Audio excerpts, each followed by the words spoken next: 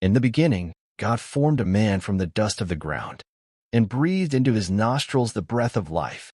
The man became a living soul. His name was Adam. God planted a beautiful garden in a place called Eden.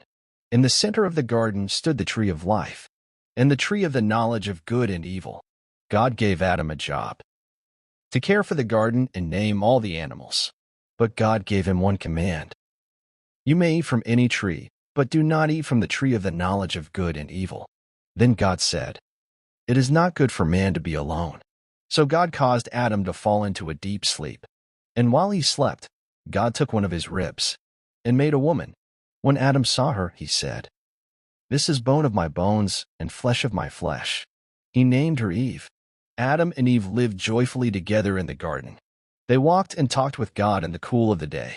But one day, the serpent, more cunning than any other creature, came to Eve and whispered, "Did God really say you must not eat from any tree?" Eve replied, "We may eat from every tree except the one in the middle of the garden. If we touch it, we will die." The serpent said, "You won't die. God knows if you eat it, you will be like him, knowing good and evil." Eve looked at the fruit. It was beautiful and pleasing to the eye.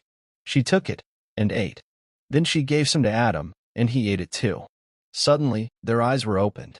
They realized they were naked, and they sewed fig leaves together to cover themselves. Then they heard God walking in the garden. Afraid, they hid among the trees. But God called out, "Adam, where are you?" Adam answered, "I was afraid because I was naked, so I hid." God asked, "Did you eat from the tree I commanded you not to eat from?" Adam said, "The woman you gave me, she gave me the fruit."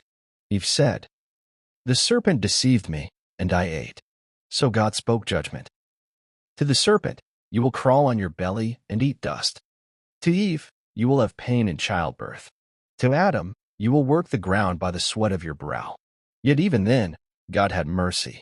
He made garments of skin and clothed them. Then he sent them out of the Garden of Eden, and he placed a flaming angel with a flaming sword to guard the way to the tree of life. Sin had entered the world, but God's love had not left it. Even in discipline, God cared for his creation, and a promise of redemption had already begun. From the garden to the cross, God never stopped loving us. This is the story of Adam and Eve, and it's only the beginning.